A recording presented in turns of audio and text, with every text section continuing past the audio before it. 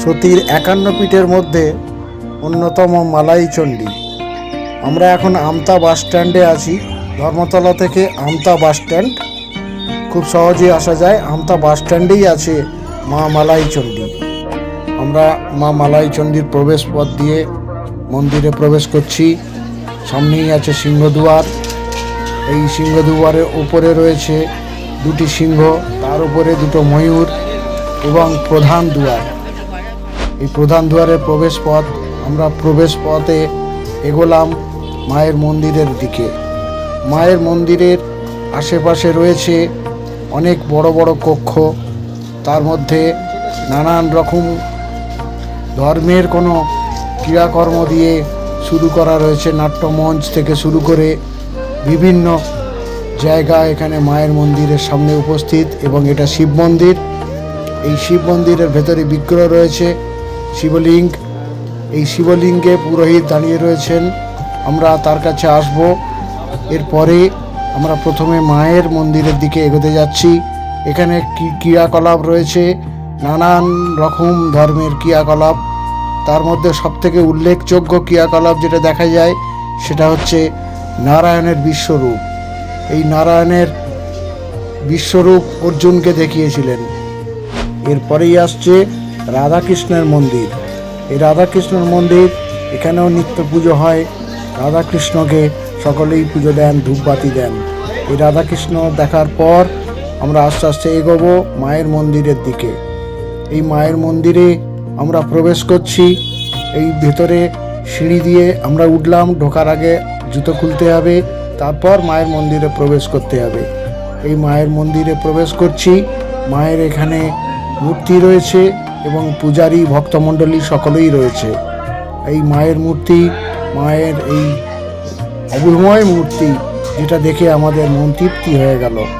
এরপরে আমরা দেখছি মায়ের পুজো চলছে এবং পূজায় বসলাম আমরা, যেখানে ঠাকুরমশাই এবং সব ভক্তমণ্ডলী বসে মায়ের পুজো দিচ্ছেন। এই পুজোতে আমরা নিজেরাও পুজো দিলাম, মায়ের কাছে অঞ্জলি দিলাম এবং মায়ের মন্ত্রপাঠও আমাদের মনটা ভরে গেল। এরপরে কিছু মায়ের ইতিহাস শোনার জন্য অপেক্ষা করলাম ঠাকুরমশাইয়ের কাছে। আমাদের যেটুকু শোনা বাবা ঠাকুরদা, বাবা ঠাকুমায়ের মুখে, আজ থেকে 500-550 বছর আগে তার এই মন্দির মাকে এখানে প্রতিষ্ঠা করা হয়েছে। তার আগে মা ছিলেন দামোদর নদীর ওপারে। তখন ভয়াবহ ছিল দামোদর নদী। তখন যে ব্রাহ্মণ ওখানে পুজো করতে যেত, জলধারী চক্রবর্তী, খুব কষ্ট করে যেতে। শোনা যায় যে কুমিরের পিঠে করে কুমির এসে দাঁড়াতো, কুমির নিয়ে যেত, পুজো হয়ে গেলে আবার এরকম। যখন ওই জটাধারী চক্রবর্তীর বয়স হলো, তখন সেই বৃদ্ধ বয়সে মাকে জানালো যে মা, আমার তো এরকম বয়স হচ্ছে, তা আমার পরবর্তীকালে কে তোমার এরকম সেবা করতে আসবে, তার জন্য কি ব্যবস্থা হবে। তখন মা সম্প্রতি আদেশ দিয়েছিলেন যে আমাকে তুই ওপারে নিয়ে এসে। তখন ওই জটাধারী চক্রবর্তী মাকে নদীর এপারে নিয়ে এসে, এখানে একটা ময়রাপাড়া বলে গ্রাম আছে, ওখানে নিচে বট গাছে ধরে রেখেছে। সেখানে মায়ের একটা ঘট আছে। সেখানে থাকতে থাকতে তারপর বর্ধমানের রাজা আর আমাদের কলকাতার এক বণিক ছিলেন, নামটা এই মুহূর্তে আমার ঠিক মনে আসছে না, সেই বণিকের জাহাজ ডুবে যায়। তখন মা তার ওই জাহাজ উদ্ধারের জন্য মাকে তাকে স্বপ্ন দিয়েছিল, আমি তো জাহাজ উদ্ধার করে দেবো, তুই আমার তাহলে মন্দির বানিয়ে দিস। আর এইসব যে জায়গায় সব বর্ধমানের রাজার জায়গা, বর্ধমানের রাজা সেই বণিক মিলে মায়ের এই মন্দির তৈরিতে দেখতে মেলাইচণ্ডী নামে রেকর্ড করা আছে। এবং এই এলাকায় যত জায়গা দেখতেন সব মায়ের নাম। আচ্ছা, মায়ের জমি জায়গা প্রচুর বেরোচ্ছে। মায়ের যে 51 ফিট, মায়ের যে 51 ফিট, সে 51 ফিটের মধ্যে 51 ফিটের উঠতে যেসব কিছু কিছু মায়ের তো 51টা খণ্ড হয়নি, সতীর যে খণ্ড হয়েছিল 51টা খণ্ড কে করেছিল, 51টা পাওয়া গিয়েছিল, সে 51টা ফিটে উল্লেখ করা আছে। তারপরে এখনো অনেকগুলো খণ্ডের উল্লেখ আস্তে আস্তে বৈজ্ঞানিকরা সেগুলোকে তদন্ত করছে বা নানা রকম বিশেষজ্ঞরা সেগুলোকে করে বার করছে। তার মধ্যে এগুলো নিয়ে এখনো চলছে। কিন্তু মায়ের আমরা যে নিদর্শন পেয়েছি, তো আমাদের পূর্বপুরুষরা যেসব নিদর্শন পেয়ে এসেছেন, যে মায়ের চাকি এখানে আছে। মানে আপনার পিতৃকুল এখানে আগে পুরোহিত ছিলেন, এইভাবেই চলে আসছে। আপনার নামটা যদি আরো একবার বলেন।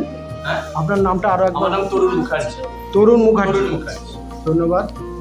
এবারে আসলাম ভোলেনাথের দুর্গেশ্বর মন্দিরে। এবারে আসলাম দুর্গেশ্বর মন্দিরে পুরোহিতের সঙ্গে কিছু ইতিহাস জানতে।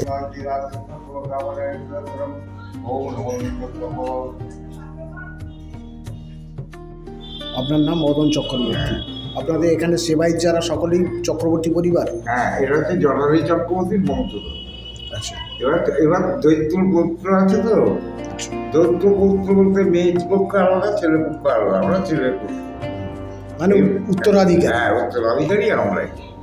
তা এখন ব্যাপারটা হচ্ছে, এখানে আমি দীর্ঘদিন এখানে, আমার ছোটবেলা থেকেই আমরা জানি, আমার ঠাকুরদাদা তিনি এই প্রতিষ্ঠা করেছিলেন, এই প্রতিষ্ঠার মালিক। ওনার নাম কি ছিল? জটাধারী চক্রবর্তী। আর একবার বলুন। জটাধারী চক্রবর্তী ওনার, আমার ঠাকুরদাদা। ঠাকুরদাদা। এই হচ্ছে জটাধারী চক্রবর্তী। কুমিরের ঘাড়ে চেপে দামোদরে যেতে, তা বেশ কিছুদিন যাওয়ার পর উনি করলেন কি, পুজো করতেন দামোদরে, গিয়ে ওখানে তলায় ঢুকে যেতেন, ও আর দেখা যেত না তখন। তারপরে মন্দিরে ওখানে পুজো করে আবার আসতেন, জল ফল শুদ্ধ, কিছু ব্যাপার নেই, গায়ে জল লাগবে না, কিছুই না, আবার আড়াই তুলে দিয়ে যেতেন, উঠে আসতেন। তারপরে হ্যাঁ, তখন এইসব গঙ্গা ছিল এইসব।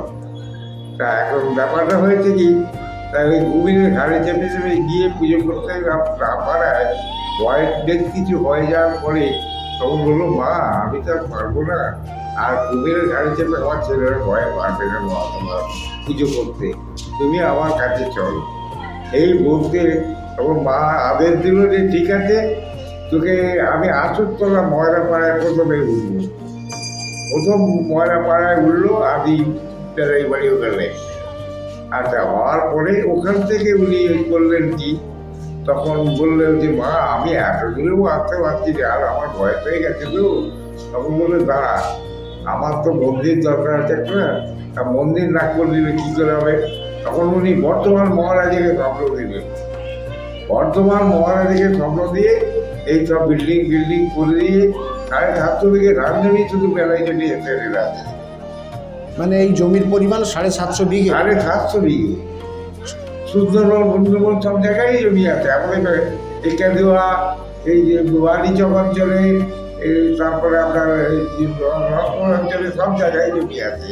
মামেরায় এই যে বিস্কুট কারখানা আছে, ওখানে জমি আছে। চিনমাতলা থেকে যত দোকান আছে সব বেড়ায়, এই পোনা বাজার পর্যন্ত বেড়ায়। শুধু একটা বাজার নয়, এই একটা বাজার, ওইখানে একটা, ভিতরে একটা বাজার, মাছের বাজার একটা, আবার কোনো বাজার একটা। আচ্ছা আচ্ছা, বলেন। মেলায় মায়ের চাকরিটাকে তুলে নিয়ে আসা হয়েছিল। আচ্ছা, ওই চাকরিটাকে নিয়ে এসে এইখানে বহন করা হয়েছে। ওইখানে বহন করে ওর উপরে ওই মূর্তিটা তৈরি করা আছে। তো ওটা সতীপীঠের, এটা এক পীঠ তো? সতীপীঠের এক পীঠ, মা মালাই চণ্ডী হিসেবে আমরা পুজো করি। যে সতীর মালাই চাকিটা এখানে আমাদের পড়েছিল। এটা কোথায় পড়েছিল? এটা জয়ন্তীতে পড়েছিল। কোথায় ওটা? জয়ন্তী, ওই জয়ন্তী। জয়ন্তী গ্রাম একটা আছে, জয়ত্রী গ্রাম। জয়ন্তী গ্রামে পুজো হয়েছিল। জল ছিল, সব নদী, এখানে নদী ছিল। আচ্ছা আর এইটা ছিল শ্মশান। এই আচ্ছা, এটা শ্মশানের জায়গাটাতেই তখন বললো, মা আমি কোথায় করবো? তখন বললো, এইখানে শ্মশানে এইটাই কর। তখন এই গেটটা করা হলো, এই গেটটা মন্দির। আচ্ছা আচ্ছা, এই হলো মায়ের ইতিহাস। মায়ের সতীপীঠ যদি সবার ভালো লাগে, লাইক, কমেন্ট এবং সাবস্ক্রাইব করে দেবেন।